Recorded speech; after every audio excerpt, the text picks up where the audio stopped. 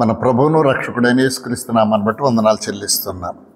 ప్రియమైన దేవుని బిడ్డలారా, గత వీడియోలో మనుష్య వంశస్థుల్లో సెలహోపతి కుమార్తెలు వచ్చారు.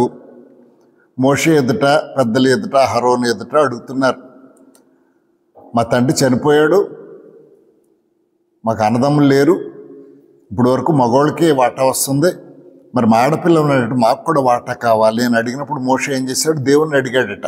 దేవుని అడిగితే వాళ్ళు చెప్పింది యథార్థంగా ఉంది కాబట్టి ఇక నుంచి ఆ ప్రకారమే చెయ్యన్నాడు. అదే ప్రపంచమంతటా అది కట్టడిగా నడుస్తుంది. అదైపోయిన తర్వాత మోషే ఇంకా ఇశ్రాయేల్ అందరూ బయలుదేరి వెళ్తున్నారు. మోషేతో దేవుడు చెప్తున్నాడు, ఏమని చెప్తున్నాడు?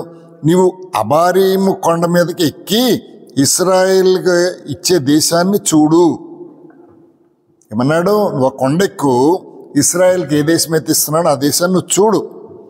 నువ్వు దాన్ని చూసిన తర్వాత నీ సహోదరుడైన అహరోను ఎలాగైతే చనిపోయి తన స్వజనుల దగ్గరికి ఎలా చేర్చబడ్డాడో మరి నీవు కూడా అలాగే చేర్చబడతావు. ఎందుచేతంటే సీన్ అరణ్యంలో సమాజం కోసము నీళ్ళు ఇస్తాను, ఆ కొండతో మాట్లాడు అని చెప్పాను నేను. కానీ నువ్వేం చేసావు? మాట్లాడకుండా కొండని 2 సార్లు కొట్టావు, బండని 2 సార్లు కొట్టావు. కాబట్టి నువ్వేం చేసావు? నన్ను వాదించినట్టు లెక్క, నా మాట నువ్వు సరిగా వినలేదని లెక్క, నన్ను సన్మానించలేదు. కాబట్టి నీవు ఆ దేశానికి వెళ్ళిపోవు, పాలు తేనెలు ప్రవహించే దేశానికి వెళ్ళిపోవు. నువ్వు ఇక్కడే మీ అన్నయ్య చనిపోయినట్టు నువ్వు చనిపోతావు.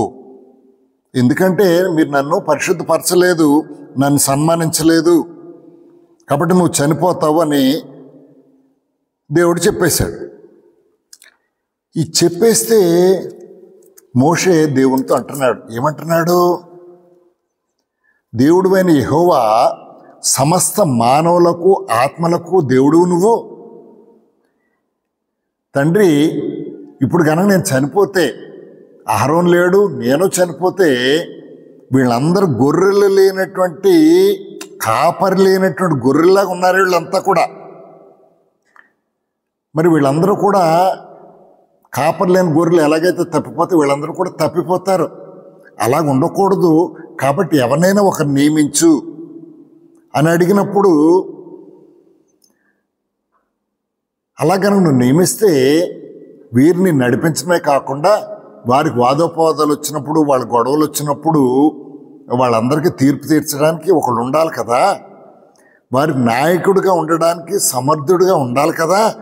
అది నా వల్ల కాదు, నువ్వే ఎవరినొకరిని నియమించు అని మోషే అడుగుతాడు దేవుణ్ణి. అందుకు దేవుడు మోషేతో చెప్తున్నాడు, ఇదిగో ఇప్పటివరకు ప్రయాణమై వచ్చినటువంటి వారిలో నూను కుమారుడైన యెహోషువ మాత్రమే నాకు దేవుని మీద నమ్మకము, విశ్వాసము ఉంచినట్లుగా నాకు కనబడుతుంది.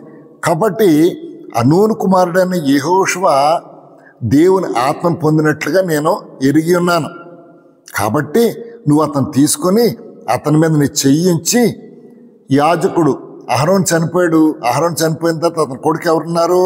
ఎలియాజరు కూడా అహరోను లాంటి వాడేనట. కాబట్టి ఎలియాజరు ఎదుట, సర్వ సమాజం ఎదుట నూను కుమారుడైన యెహోషువను నిలబెట్టి అతని మీద నీ చెయ్యి వేసి,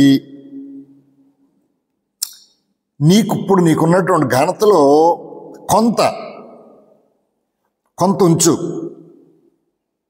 యాజకుడైన ఎలియాజరు ఎదుట నిలబడగా యెహోవా సన్నిధిని అందరి ముందు విచారించాలి. ఈయన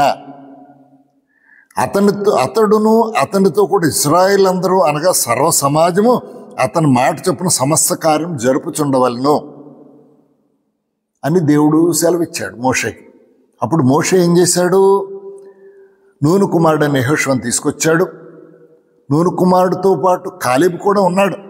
కానీ వీళ్ళిద్దరిలో మరి దేవుడు మాత్రము యెహోషువని ఎన్నుకున్నాడు. యెహోషువని ఏం చేశాడు? సర్వ సమాజం ముందు, పెద్దల ముందు తీసుకుని వెళ్ళి అతని తల మీద చేయిపెట్టి అతనిలో ఉన్నటువంటి ఆత్మలు కొంత పాళ్ళు నడిపెట్టి దేవుడు ఏదైతే ఆజ్ఞాపించాడో సర్వసమాజం ఎదుట చెప్తున్నాడు, ఇదిగో మీ మీద మీరు చెప్పినటువంటి మాటలు కోపగించుకొని దేవుని మీద నేను తిరగబడినట్లుగా దేవుడు తలుస్తున్నాడు. ఎందుకంటే ఆ కొండ దగ్గర బండ దగ్గర మాట్లాడమని చెప్పాడు దేవుడు, కానీ మీరు విసిగించిన వాళ్ళు ఏం చేశాను, నేను బండని 2 సార్లు కొట్టేశా. దేవుడికి అది నచ్చలేదు. నచ్చక దేవుడు నన్ను మీరు సన్మానించలేదు కాబట్టి అహరోను చనిపోయిన నువ్వును చనిపోతావు, నువ్వు పాలు తేనెలు ప్రవహించే దేశానికి వెళ్ళవు అని నాతో చెప్పేశాడు. ఇంకా ఏం చెప్పాడు, ఈ నూను కుమారుడు యెహోషువను మీ దగ్గర తీసుకుని వచ్చి ఆ తల మీద చేయి పట్టి నా ఆత్మలో పాలుంచి మిమ్మల్ని మీ దగ్గర నియమించమన్నాడు. అందుకు మీ దగ్గరికి సర్వసమాజం దగ్గరికి తీసుకొచ్చాను, నిలబెట్టాను, నా చేతులుంచాను. దేవుడు చెప్పినట్లుగా నా తర్వాత ఇతను మీకు నాయకుడవుతాడు. అతను దేవుని ఆత్మ కలిగినటువంటి వాడు కాబట్టి అతను ఏం చేస్తాడు, మిమ్మల్ని అతను నడిపిస్తాడు. మీరు ఏదైనా తప్పులు చేసినప్పుడు దేవుని మొరపెడతాడు. మిమ్మల్ని చక్కనటి మార్గంలో తీసుకుని కనాను దేశాన్ని తీసుకుని వెళ్ళి దేవుడు ఏ విధంగా అయితే పాలు పంపులు పొందమన్నాడో చీటీలు వేసుకుని ఎవరెవరికైతే ఏ స్వాస్థ్యం పొందాలో అవన్నీ మీకు చేస్తాడు అని చెప్పినప్పుడు ప్రజలందరూ ఏం చేశారట, దేవుడు చెప్పిన మాటలను బట్టి, నువ్వు చెప్పిన మాటలను బట్టి మేము దీన్ని అంగీకరిస్తున్నాము. రేపు నీ తర్వాత ఇతను యాజకుడు అవుతాడు, మోషే తర్వాత మమ్మల్ని నడిపించిన నాయకుడిగా ఉంటాడు అని ప్రజలందరూ ఒప్పుకున్నారు. తర్వాత కాలంలో ఇంకా నడుస్తూ ఉన్నారు. తర్వాత మనకు ఇప్పుడు మనం చదివింది సంఖ్యాకాండం 27వ అధ్యాయంలో మనం ఉన్నప్పుడు తర్వాత ఈ సంఖ్యాకాండము మిగతావి తర్వాత దినవృత్తాంతాలంతా కూడా దినవృత్తాంతాలు కాదు, ద్వితీయోపదేశకాండం, మరలా నిర్గమకాండంలో, అలాగే నిర్గమకాండం తర్వాత ఇంకేమున్నది, లేవీ కాండంలో ఏవేవైతే ఆజ్ఞలు ఇచ్చాడో అవన్నీ మళ్ళా ద్వితీయ ఉపదేశకాండం మళ్ళా మరొక్కమారు ఈ ఆజ్ఞలన్నిటిని వీళ్ళందరికీ చెప్పిన తర్వాత మోషే ఆ కొండ మీదకి వెళ్తాడు, పిస్కా కొండ మీదకి వెళ్ళి అక్కడే చనిపోతాడు. కాకపోతే ఈ మధ్యకాలంలో మనకి ఇంకా ఈ సంఖ్యాకాండంలో అయితేనేమి ఇంకా ద్వితీయోపదేశకాండంలోనైతేనేమి చాలా ఆజ్ఞలు అన్నీ ఉన్నాయి. దేవుని చిత్తాన్ని బట్టి మనకి ఏది ముఖ్యమో వాటిని ఒక్కొక్క అధ్యాయంగా తీసుకుంటూ మీ అందరి ముందుకు తీసుకుని వస్తున్నాను.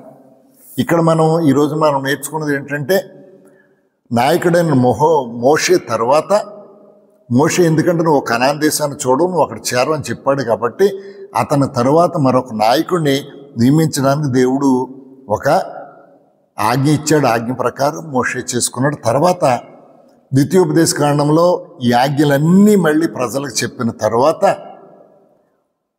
యెహోషువ నాయకుడిగా అవుతాడు. నాయకుడే వారందరినీ నడిపిస్తుంటారు.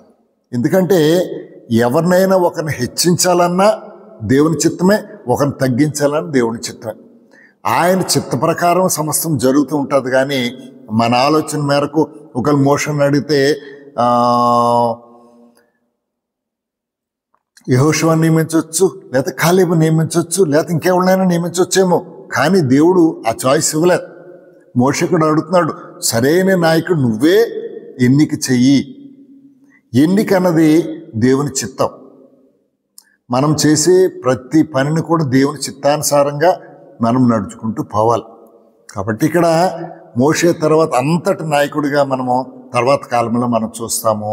యెహోషువ వీళ్ళందరినీ చాలా చక్కగా తీసుకెళ్ళి దేవుడు ఎవరెవరికి ఏ భాగాలు పంచమని ఆ భాగాలన్నీ పంచేటట.